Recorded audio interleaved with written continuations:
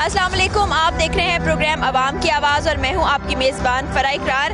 आज टीम अवाम की आवाज़ लाहौर से शेखुपुरा का सफ़र तय कर रही है। इस वक्त हम मोटरवे पर मौजूद हैं और मोटरवे पर ही सफ़र करते हुए हम पहुंचेंगे शेखुपुरा।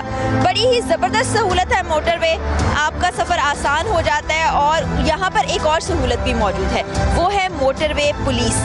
ये मोटरवे पुलिस काम किस तरह से करती है, क्या ड्यूटी पर आने से पहले इनको कोई ट्रेनिंग दी जाती है और ट्रेनिंग होती है तो वो कैसी होती है, मोटरवे के ऊपर क्या मसाइल दरपेश होते हैं और इनका कॉलेज कहाँ पर मौजूद है और आगे आने वाले सालों में ये क्या सोचते हैं कि मोटरवे पुलिस और मोटरवे को कहाँ तक लेकर जाना है, आज इसके मुतालिक हम प्रोग्राम करेंगे। और इस वक्त हम बढ़ रहे हैं शेखुपुरा में मौजूद नेशनल हाईवे और ट्रैफिक पुलिस के साथ साथ मोटरवे पुलिस के ट्रेनिंग कॉलेज की जानिब।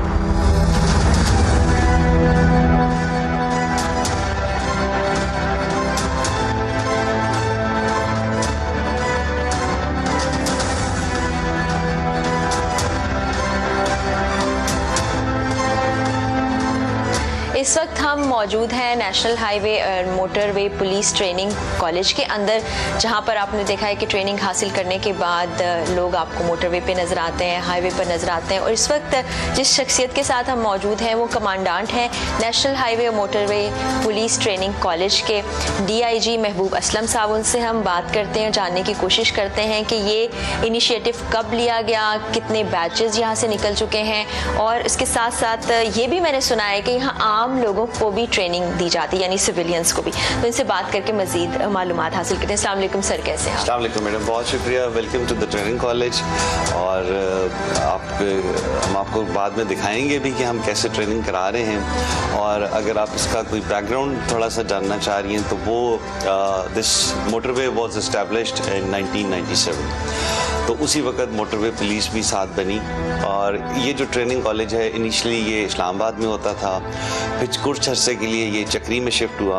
इन 2001 it shifted to this place. ठीक है। ये जो ट्रेनिंग कॉलेज आप आज देख रही हैं, जो माशाल्लाह एक state of the art training college है, ये बेसिकली जो डेवो कंपनी थी जिसने मोटरवे बनाई थी उनका कैंप ऑफिस था। अच्छा। तो इधर सिर्फ पुरानी 1-2 बिल्डिंग्स थी जो उन्होंने अपने कैंप ऑफिस के लिए बनाई थी और बाकी खाली ज़मीन थी। फिर जैसे जैसे कमांडेंट्स आते गए यहाँ पे, हर कमांडेंट ने और हर IG ने बहुत ज़्यादा कंट्रीब्यूट किया इस ट्रेनिंग कॉलेज में और फिर आहिस्ता आहिस्ता इसकी मौजूदा शक्ल निकल आई। हमने माशाल्लाह पिछले 1 साल में यहाँ पे 5 नई, जो भी मैं आपको दिखाऊंगा, state of the art buildings बनाई। और हम यहाँ पे फिर जितने भी पूरे पाकिस्तान से मोटरवे पुलिस के एम्प्लॉइज़ हैं उनको हम यहाँ पे बुलाते हैं, उनको हम ट्रेनिंग देते हैं। हमारी ट्रेनिंग 2 किस्म की होती है। एक जो इनिशियली भर्ती होते हैं मोटरवे पुलिस में, वो यहाँ पे आते हैं, उनकी 6 महीने की ट्रेनिंग होती है। और जब लोगों की प्रमोशन होती है from one rank to another rank, they have to go through a promotional course, वो 4 महीने का होता है। और जैसा कि आपने जिक्र किया कि जी सिविलियंस को भी हम ट्रेनिंग देते हैं, बिल्कुल ट्रेनिंग देते हैं। हम जितनी बड़ी मल्टीनेशनल कंपनीज हैं, शेल, टोटल, नेस्ले, इनके ड्राइवर्स को हम यहाँ पे बुला के तो ड्राइविंग की ट्रेनिंग्स देते हैं। ठीक है, आपने ट्रेनिंग की बात की तो हम अपने देखने वालों को भी यहाँ पर जो ट्रेनिंग हो रही है वो भी दिखाएंगे, किस तरह से कॉलेज का मैकेनिज्म है वो भी दिखाएंगे और दिखाएंगे कि कॉलेज किस तरीके से ट्रेन करके यहाँ से एक ऑफिसर को बाहर निकालता है।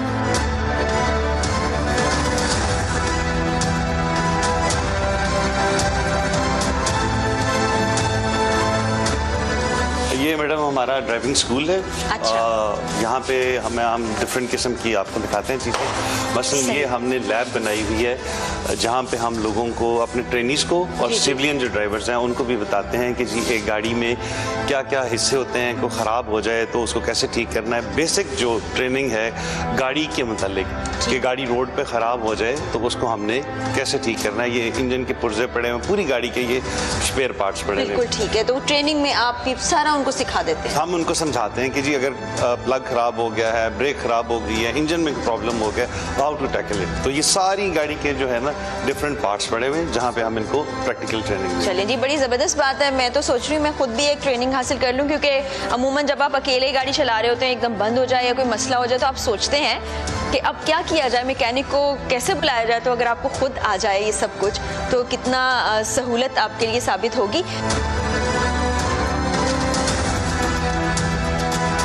ये हम एक और हिस्से में दाखिल हो गए, हम सर से भी इंफॉर्मेशन लेते हैं कि ये क्या है, लेकिन यहाँ पे मुझे ऐसे लग रहा है कि 3 साइड पे स्क्रीन्स हैं, एक ड्राइविंग सीट बनी हुई है। ये है क्या, ये अब हम जान देते हैं इनसे। ये बेसिकली क्या वर्चुअल रियलिटी कुछ है? जी मैडम, ये ड्राइविंग सिमुलेटर है। ये बिल्कुल आपको अभी हम आपको चला के दिखाते हैं। ये बिल्कुल ऐसे ही है कि जैसे आप एक्चुअल ड्राइविंग कर रहे हैं। अच्छा, मैं इसमें बैठ सकती हूँ? जी हम आपको बताते हैं। बिल्कुल ठीक है। आपको यही लगेगा और इसमें अच्छा। हम डिफरेंट सीन क्रिएट कर देते हैं, मोटरवे बना देते हैं, हिली एरिया बना देते हैं। उसके अलावा फिर हम डिफरेंट सिनेरियोज और क्रिएट कर देते हैं कि मसलन बारिश है, धुंध है, हिली एरिया है, उसमें आपने ड्राइविंग कैसे करनी है आप। और फिर इसके आखिर में एक ये रिपोर्ट जनरेट करता है कि आपने इतने मिनट ड्राइविंग की, अच्छा। आपने इतनी वायलेशंस की हैं, आपने इतना फ्यूल कंज्यूम किया है। तो it is just like actual driving. इसका फ़ायदा ये होता है कि जी हम रोड पे लेके जाने से पहले अपने ऑफिसर्स को और जो सिविलियन ड्राइवर्स हैं उनको हम यहाँ पे ट्रेनिंग देते हैं और उसका वो बिल्कुल एक्चुअल एक फील आती है। आए आप ट्राई करें। चलिए जी, मैं भी ट्राई करती हूँ एक छोटा सा ड्राइविंग टेस्ट। यहाँ पर मुख्तलिफ मौसम यहाँ मुझे नजर आएंगे, मुख्तलिफ तरह की रोड्स नजर आएंगी, मुख्तलिफ किस्म की मुश्किलात भी नजर आएंगी। तो देखते हैं कि मेरे इसमें कितने मार्क्स आते हैं। मुझे भी वो शीट चाहिए, वो रिपोर्ट चाहिए। बिल्कुल, अभी जब आप खत्म करेंगी तो उसके बाद वो जनरेट होगी। आप चलिए देखते हैं कि मेरा टेस्ट कैसा रहता है।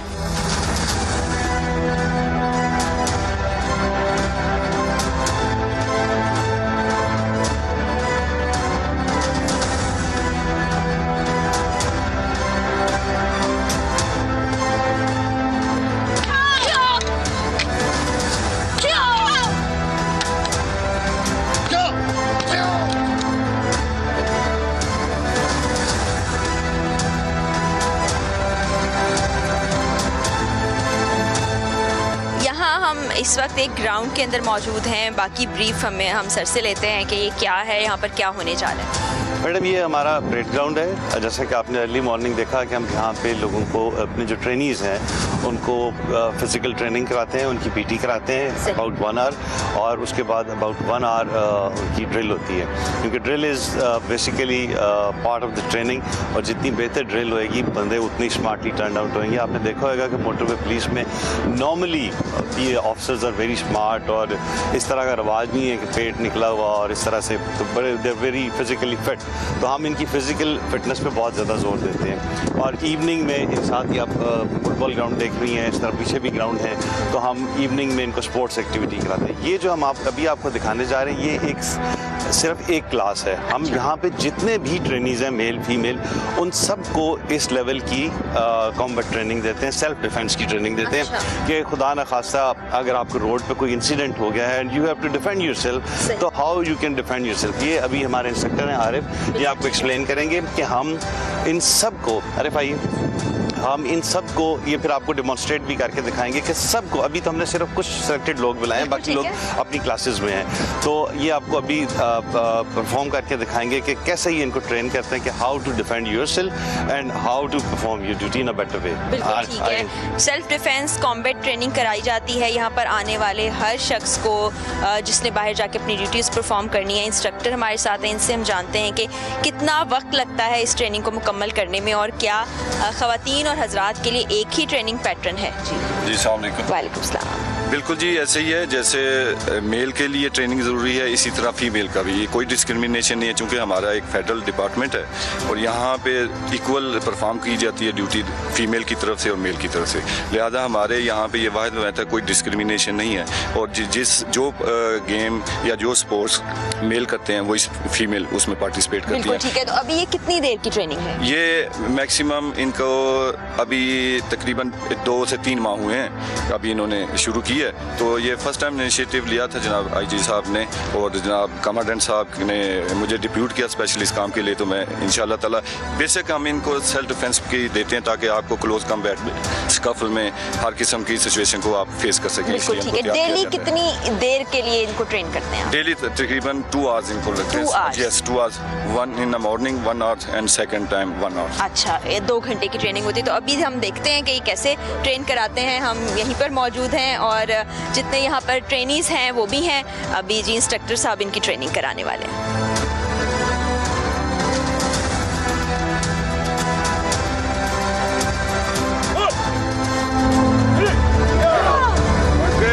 One.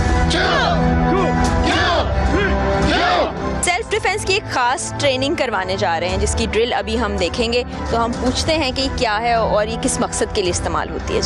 जी ये आपको रोलिंग एक्सरसाइज बताएंगे।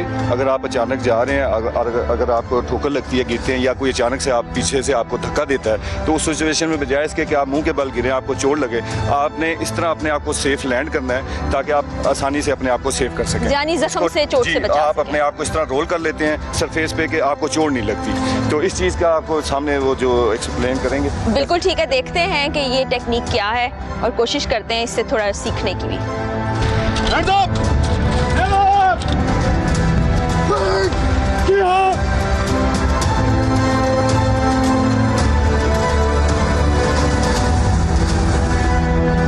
आपने देखा कि जो लड़कियां हैं यहाँ पर वो भी वही सेम ट्रेनिंग कर रही हैं जो लड़कों को दी जा रही है। बड़ी अच्छी बात है फिजिकली स्ट्रांग होना, और ख़ास तौर पे सेल्फ डिफेंस तो वैसे भी आजकल के हालात व वाक़यात में बहुत ज़रूरी हो गया। तो इनसे हम जानते हैं ट्रेनिंग कितनी टफ़ लगती है, इनको क्या कुछ इन्होंने सीखा और कितना कॉन्फिडेंट महसूस करती है। अस्सलाम वालेकुम। बीइंग अ फीमेल बहुत अच्छा एक्सपीरियंस है यहाँ पे एज ए ट्रेनिंग।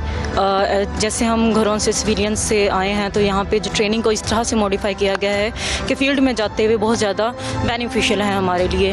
हमें यहाँ पे सिविल डिफेंस और ये डिफेंसिव टेक्निक सिखाई जाती हैं, वेपन ट्रेनिंग दी जाती है, फिजिकल फिटनेस और हर चीज़ पे बहुत अच्छे तरीके से समझाया जाता है और कराया जाता है। अभी जब आप यहाँ पर आई थी तब से लेके अब तक कितना अपने आप में फ़र्क महसूस किया है? तब तकरीबन 20% था जो कॉन्फिडेंस था, अब 80 से अबव चला गया। मतलब कि अब बिल्कुल भी घबराते नहीं हैं, अकेले ट्रैवल करते हैं। अब जो हम घर से निकलते हुए कुछ सोचते थे कि अकेले कैसे जाएं, भाई को साथ लेके जाते थे, अब मैं मुल्तान से हूँ तो मुल्तान से अकेले यहाँ पे आ जाती हूँ। बहुत ज़्यादा ज़बरदस्त। तो एक सिक्योरिटी भी आपको मिलती है, आपको अपने ऊपर कॉन्फिडेंस बहुत ज़्यादा बढ़ता है। आपका क्या नाम? शाहीना गज़ल। ठीक है, आप कौन से शहर से आई हैं? मैं कराची से हूँ और साउथ जोन से हूँ। ठीक है। बाकी ये है कि यहाँ हम जिस तरह से ट्रेनिंग कर रहे हैं, जिस तरह से हमारी मतलब कॉन्फिडेंस डेवलप किया जा रहा है, वो हमारे लिए बहुत बहुत बहुत इंपॉर्टेंट है। क्योंकि सिर्फ नाजुक होने के नाते हम बाहर निकलते हैं, हमें बहुत ज़्यादा इनसिक्योरिटीज़ होती हैं और हमें किसी के ऊपर डिपेंडेंट नहीं होना चाहिए। हमें इंडिपेंडेंट हैं हम, और हमें अपने साथ होने वाले किसी भी मामलात को हमें उससे निपटना आना चाहिए। हम एकेडमिक ब्लॉक की तरफ आए थे तो हमें यहाँ पर कुछ हर्डल्स दिखाई दी, कोन्स रखी हुई हैं, बोर्ड्स लगे हुए हैं एक्सीडेंट के, स्लो के, और आगे पूरी एक टीम भी नज़र आ रही है। तो यहाँ पर वसीम साहब हैं, उनसे हम जानते हैं कि क्या है, कौन सी ट्रेनिंग इस वक्त दी जा रही है। जी अस्सलाम वालेकुम। जी वास्सलाम ma'am, thanks for coming here. Actually ये एकेडमिक ब्लॉक है, तो यहाँ पे हम लॉ भी पढ़ाते हैं और पुलिस प्रैक्टिकल वर्क भी पढ़ाते हैं, accident investigation and first aid भी, जो भी हमारी जॉब रिलेटेड जितने भी असाइनमेंट्स होती हैं, तो वो यहाँ पे हम उनको स्किल्स के सूर में जो है वो सिखलाते हैं। तो थ्योरी तो हमारे एकेडमिक ब्लॉक के अंदर होती है, जो प्रैक्टिकल है हम उनको ऑन रोड करते हैं। तो अभी ये जो आप हर्डल्स देख रही हैं, कौन देख रही हैं, ये जो साइन बोर्ड्स देख रही हैं, these are about the accident investigation, accident management and जो हमारी फर्स्ट एड हम प्रोवाइड करते हैं उसके बारे में। बिल्कुल ठीक है, तो हम चले वहाँ करीब जाके देखते हैं। चलें जी, करीब चलते हैं। यहाँ पर जैसे यही ज्यूम किया गया है कि कोई एक्सीडेंट हो गया है, इन्वेस्टिगेट किया जाएगा कि क्या वजह थी, और ख़ासतौर पर जो वहाँ अगर कोई ज़ख्मी हालत में मौजूद है तो उसको फ़र्स्ट एड कैसे दी जाती है वो भी आपको दिखा रहे हैं।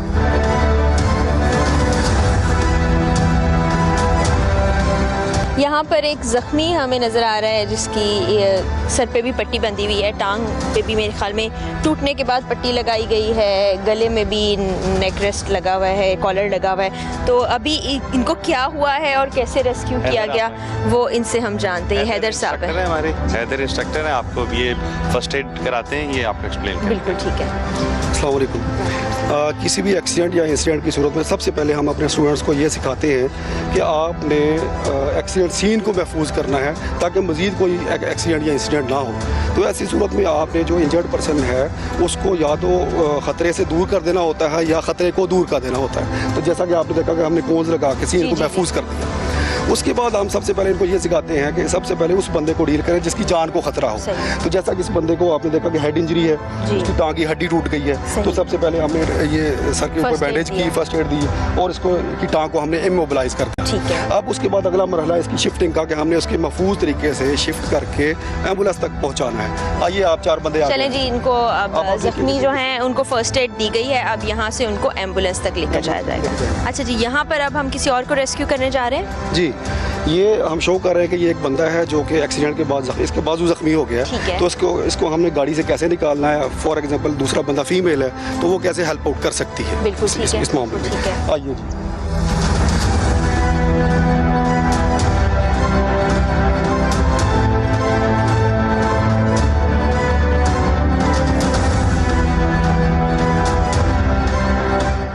देखिए उन्होंने इसको बाहर शिफ्ट कर दिया, बिल्कुल अब इसको फर्स्ट एड देंगे और उसके बाद फिर इसको शिफ्ट करेंगे।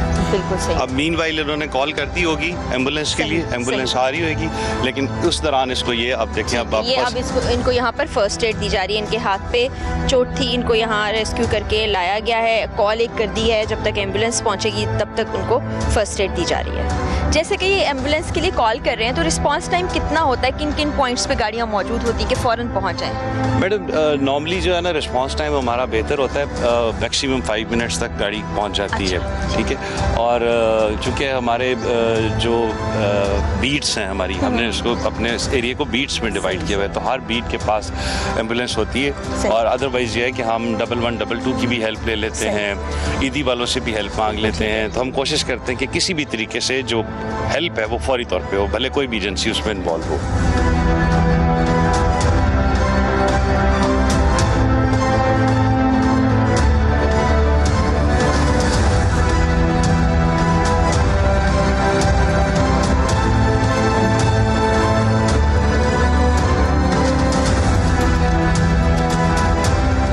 ये जी हम पहुंच गए हैं एक और सेक्शन में। यहाँ क्या होता है ये हम मालूमात हासिल करते हैं। सर यहाँ पर क्या हो रहा है? मैडम ये हमारा ड्राइविंग लाइसेंसिंग अथॉरिटी है। यहाँ पे डिफरेंट ये बने हुए हैं इनके जो है काउंटर्स, ठीक है। यहाँ पे हम इनके टेस्ट करते हैं, सही। इनकी वेरिफिकेशन करते हैं और हम यहाँ पे लोगों का ड्राइविंग लाइसेंस बनाते हैं जो इनके बाद में काम आता है। तो मोटरवे पुलिस का अपना इंडिपेंडेंट ड्राइविंग लाइसेंस है जो यहाँ पे हम बनाते हैं। ये डिफरेंट किस्म के काउंटर्स हैं, यहाँ पे लोग आके अपनी वो कराते हैं वेरिफिकेशन और उसके बाद फिर कंप्लीट प्रोसेस करके after due test we give them licence. बिल्कुल ठीक है। ये ऑफिसर्स जो हैं इनसे भी हम बात करते हैं और जानते हैं कि क्या क्या रिक्वायरमेंट्स होती हैं और किस तरह से ये प्रोसेस मुकम्मल होता है। अस्सलाम वालेकुम। वालेकुम सलाम। जब भी कोई यहाँ पर शख्स आता है ड्राइविंग लाइसेंस बनवाने के लिए तो क्या क्या चीज़ें आपको उससे चाहिए होती हैं? मैम उसके लिए हमें सीने से चाहिए ओरिजिनल, उसके साथ कॉपी होनी चाहिए और उसके अलावा एक पासपोर्ट साइज पिक्चर होनी चाहिए और ब्लड ग्रुप टेस्ट की रिपोर्ट होनी चाहिए। अपने शहर से उसने क्या लाइसेंस बनवाया हो या पहली दफ़ा भी यहाँ से बनवा सकता है? जिस तरह भी अगर पहली दफ़ा भी आ सकता है और लेकिन पाकिस्तान का होना ज़रूरी है। हमारे पास ये फैसिलिटी है कि पूरे पाकिस्तान में कोई भी शख्स हो पाकिस्तानी शहरी वो हमारे पास लाइसेंस बनवा सकता है। बिल्कुल ठीक है। ये मोटरवे का अलग से लाइसेंस होता है, ये वैसे नहीं कि जैसे हमने ड्राइविंग लाइसेंस बनवाया हुआ है अपने किसी भी रीजन में जाके, ये पूरे पाकिस्तान के लिए वैलिड है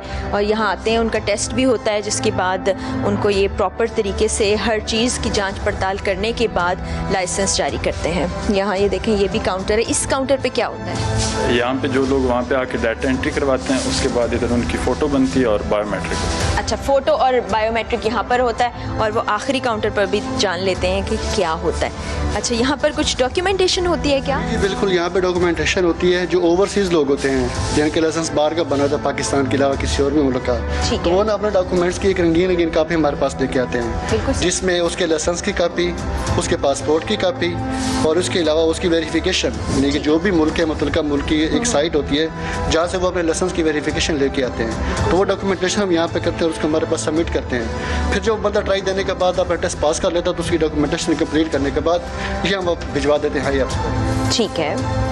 और उसके बाद लाइसेंस कब जारी करते हैं? लाइसेंस अमूमन एक हफ्ते के अंदर आ जाता है क्योंकि प्रिंटिंग हमारी इस्लामाबाद में होती है, केस हमारे पास कंप्लीट होता है तो एक हफ्ते या 10 दिन में घर लाइसेंस जो है और घर के एड्रेस पर डिलीवर हो जाता है। अच्छा जी, आपने सुना कि यहाँ पर पूरा प्रोसेस जब कंप्लीट हो जाता है, डॉक्यूमेंट्स जो हैं इस्लामाबाद के ऑफिस भिजवा दिए जाते हैं, वहाँ तमाम प्रोसेस मुकम्मल होने के बाद एक कार्ड बनता है जो कि आपके घर के एड्रेस पर अरसाल कर देते हैं और वो आपको घर बैठे मौसूल हो जाता है। यहाँ पर इंचार्ज भी हैं सदाकत साहब जो इस पूरे लाइसेंस के डिपार्टमेंट को हेड करते हैं। इनसे हम जानते हैं कि कितने लाइसेंस आप इशू करते हैं एक महीने में? हमारे पास एक महीने के अंदर 1800 से 2000 लाइसेंस जारी हो जाते हैं। उसमें कोई 700 से 800 लोग वो हैं जिन्होंने पाकिस्तान से बाहर पहले लाइसेंस बनवाया होता है, ओवरसीज़ होते हैं वो, और वो पाकिस्तान में अपना लाइसेंस जो है ना कन्वर्ट करते हैं, जबकि ऑलमोस्ट 1200 लोग वो होते हैं पर मंथ जिन्होंने पहली दफ़ा पाकिस्तान में लाइसेंस अप्लाई किया होता है। ये हमारा सेंट्रलाइज सिस्टम है पाकिस्तान के अंदर, ये हमारा फैसिलिटेशन सेंटर है। तो इसमें जो भी शख्स यहाँ पे अप्लाई करेगा उसका एक सेंट्रलाइज सिस्टम है,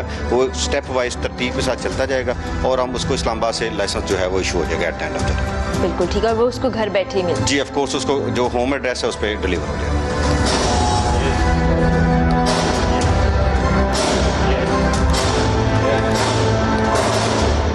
इस वक्त एक हॉल में हम दाखिल हो गए हैं जहां पर हमें सामने कुछ स्क्रीन्स नज़र आ रही हैं जिस पे ग्रीन और रेड से मार्क्स हैं। ये क्या है सर? मैडम ये एक्चुअली हमारा फायरिंग सिमुलेटर है। जिस तरह पहले आपने हमारा ड्राइविंग सिमुलेटर देखा था, इसी तरह ये फायरिंग सिमुलेटर है। इसका फ़ायदा ये होता है कि हम यहाँ पे अपने ऑफिसर्स को बुलाते हैं, उनको इस सिमुलेटर पे उनका निशाना बेहतर करते हैं और उसके बाद हम उनको एक्चुअल फायर रेंज में लेके जाते हैं और एक्चुअल फायर करते हैं। तो इसका फ़ायदा ये होता है कि आपकी जो बुलेट्स हैं उनकी बचत हो जाती है। सही। और यहाँ पे डिफरेंट सीन क्रिएट हम कर सकते हैं कि लेट्स से किसी घर में डाकू घुस आए हैं, हाउ टू रिएक्ट।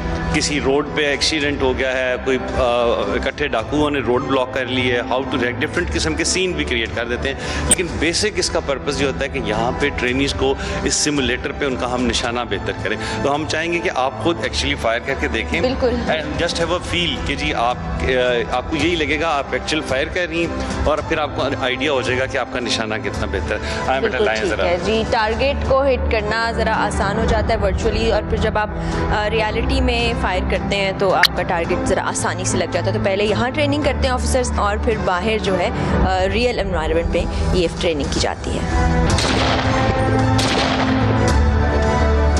अब हम पहुंच गए हैं एक्चुअल फायरिंग रेंज के अंदर, जहां पर ट्रेनीज़ हैं जिनमें ख़वातीन भी हैं मर्द भी हैं जो यहाँ पर रेगुलर बेसिस के ऊपर ट्रेनिंग करते हैं ताकि उनका टारगेट बेहतर हो सके। तो ये मज़ीद सर हमें एक्सप्लेन कर देते हैं। जी मैडम, जैसे आपने पहले हमारा फायरिंग सिमुलेटर देखा, वहाँ पे हम इनको इनिशियल प्रैक्टिस करा के इनका थोड़ा सा निशाना बेहतर करके then everybody comes here in the firing range.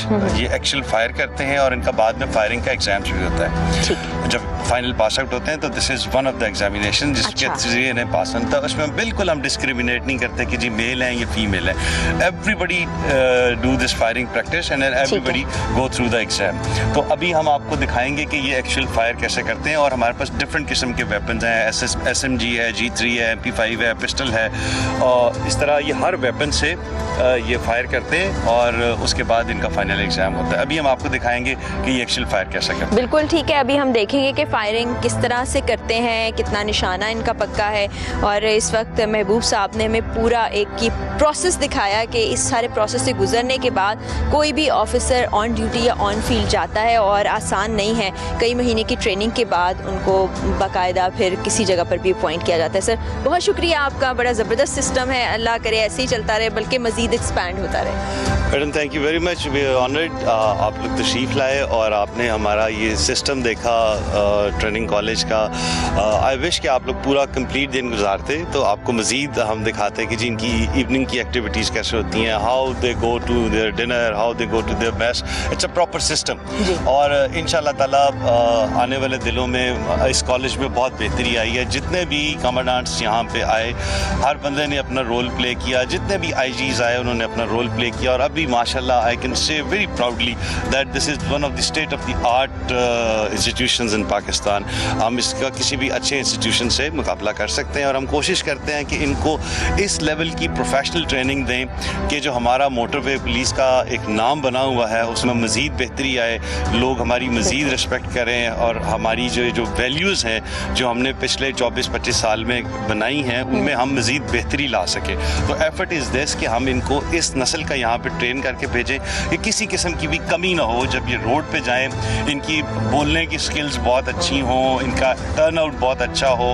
हम हर लेवल पे कोशिश करते हैं और I am very proud of my team which is handling them and thank you very much. Thank you so much. Thank you. आज का हमारा programme जो है मोटरवे से मुतल्लिक है। हमने आपको कॉलेज का विजिट भी कराया, वहाँ पर ट्रेनिंग कैसी होती है वो भी आपको दिखाई।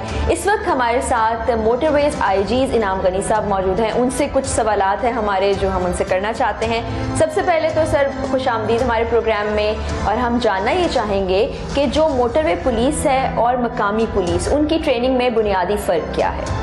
जी, बात ये है कि जो मुकामी पुलिस जिसके लिए आपने लफ्ज़ इस्तेमाल किया है वो हम प्रोविंशियल पुलिस फोर्सेस की बात करेंगे। डिफरेंट काम है दोनों का। जो प्रोविंशियल पुलिस फोर्सेस हैं वो basically prevention and detection of crime करती है, वो मुजरिमान को पकड़ती है, उनको प्रोसिक्यूट करती है, उनकी कन्विक्शन करवाती है। सो उनका काम डिफरेंट है। हमारा काम जो है वो डिफरेंट है। हमारी बेसिक प्रायोरिटी पब्लिक को असिस्टेंस प्रोवाइड करना है और उसके साथ साथ जो हमारी शाहराएँ हैं, जो मोटरवेज़ हैं, एक्सप्रेसवेज़ हैं, हाईवेज़ हैं, उनको हमने सिक्योर करना है। और सिक्योर जिस चीज़ पे हमारा ज़्यादा ज़ोर होता है वो बंदूक के ज़ोर पे क्रिमिनल से सिक्योर करने से ज़्यादा जो ट्रैफिक है और जो लोग उस पर ट्रैवल कर रहे होते हैं सड़कों पे, उनकी सिक्योरिटी है कि मूविंग वायलेशन ना हो, सड़कों पे कोई इस तरह की जो ट्रैफिक रिलेटेड जराइम है वो ना हो और सड़क पे ट्रैवलिंग जो है वो सेफ और सिक्योर हो। हमारा जो ज़्यादा ज़ोर होता है वो ये है कि अगर कोई किसी कम्यूटर को, किसी ट्रैवलर को, किसी ड्राइवर को कोई प्रॉब्लम है, उसकी गाड़ी ख़राब हो गई है, वो सड़क पे खड़ा हो गया है, उसको कैसे हमने हेल्प करना है। एक्सीडेंट अगर हो गया है तो नॉर्मल पुलिस का होगा कि पर्चा देना है और किसका जुर्म था। हमारा जोर इस पे नहीं होता, हमारा जोर इस पे होता है और हमारी ट्रेनिंग भी उसी पे बेस्ड होती है कि जो लोग ज़ख्मी हुए हैं उनको हमने सर्विस कैसे देनी है, हमने उनकी जान कैसे बचानी है, हमने उनकी हेल्प कैसे करनी है।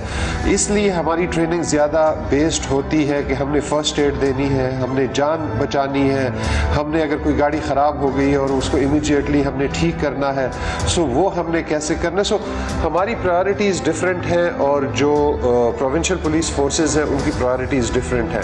अच्छा, ये बताइए कि CPAC बनने जा रहा है, उसके हवाले से बहुत से चैलेंजेस भी हैं, तो मोटरवे पुलिस उन चैलेंजेस से कैसे निपटेगी? मोटरवे पुलिस तकरीबन रोज़ाना की बुनियाद पे नए चैलेंजेस का सामना कर रही है। CPAC is one part of that. हमने जब मोटरवे पुलिस शुरू हुई थी तो ये सिर्फ M2 था, मोटरवे का एक सेक्शन था। उसके बाद अब आपको पता है कि M1, M2, M3, M4, M5, M9 तक ये पहुंच गया। हाईवेज़ हमें मिल गई, एक्सप्रेसवेज़ हमें मिल गई। सो जो हमने 350 किलोमीटर से शुरू किया था वो इस वक्त हम कोई 4,500 किलोमीटर पे है और कोई 13,000 साढ़े 13,000 किलोमीटर सड़कें जो हैं वो NHA के पास है, which means they are federalized roads.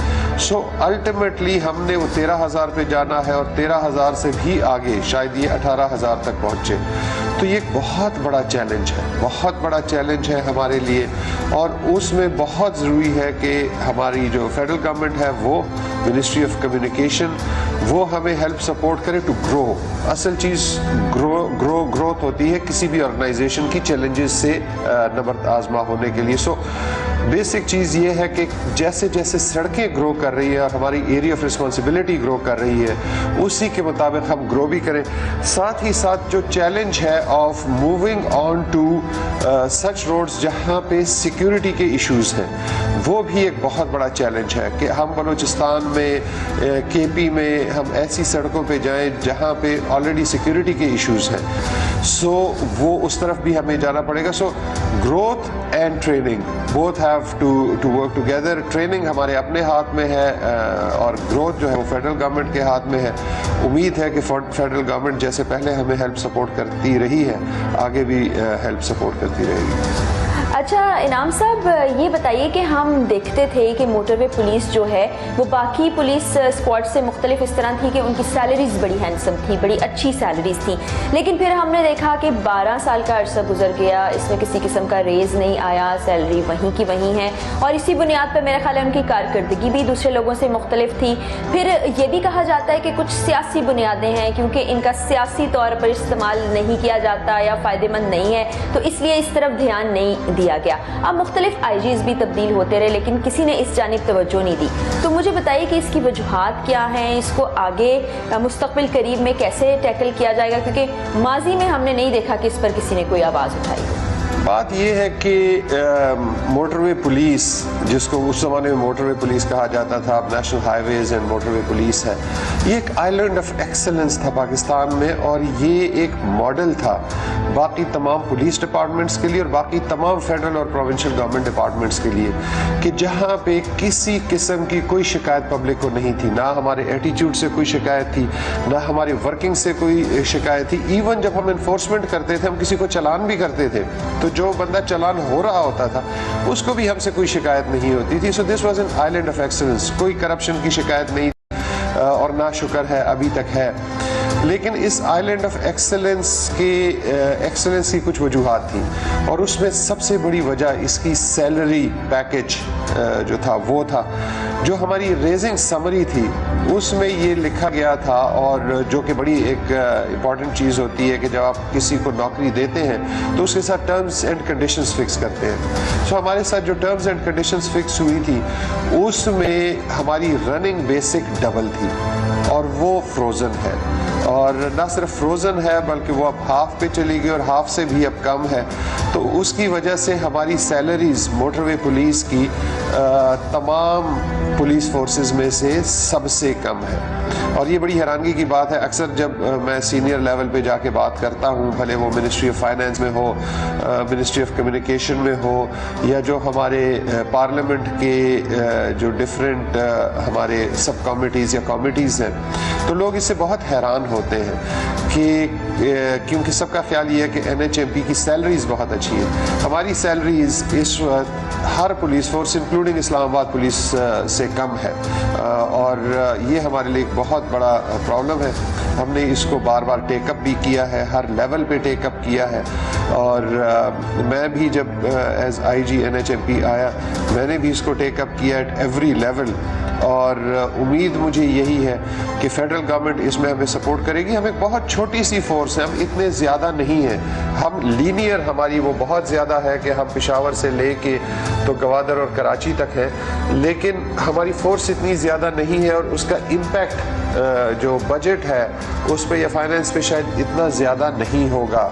इसलिए मुझे उम्मीद है कि federal government, ministry of finance और मिनिस्ट्री ऑफ कम्युनिकेशन ये हमें इसमें हेल्प सपोर्ट करेंगे, और इस आइलैंड ऑफ एक्सेलेंस को आइलैंड ऑफ एक्सेलेंस के तौर पे ही आगे चलाएंगे, वरना शायद आगे बहुत मुश्किलात हों। इनाम गनी साहब, हमें वक्त देने के लिए बहुत बहुत शुक्रिया। जिस तरह से कि हमारे देखने वालों के लिए भी मैं एक दफ़ा फिर बता दूं कि मोटरवे एक बड़ा ही ज़बरदस्त प्रोजेक्ट था, जिसके ऊपर ख़ास तौर पर जब मोटरवे पुलिस को भेजा गया तो उनकी ट्रेनिंग की बुनियाद पर ही उनसे लोग खुश होते हैं कि आसानी से चालान भी हो जाता है। तो हम चाहते हैं कि इसी तरह से चलता रहे, इसीलिए उनसे जो रिलेटेड मसाइल थे उसके बारे में हमने इनाम साहब से भी डिस्कस किया। आई होप कि आने वाले दिनों में ये जो मसला है तनख्वाह का ये भी हल हो जाए, और ट्रेनिंग मज़ीद भरपूर तरीके से होती रहे, और हमारा ये इदारा और ये प्रोजेक्ट इसी तरह से फ्लरिश करता रहे। आज के प्रोग्राम में हमने आपको दिखाया कि कॉलेज में किस तरह से मोटरवे पुलिस के जो ऑफिसर्स हैं उनको ड्यूटी दी जाती है,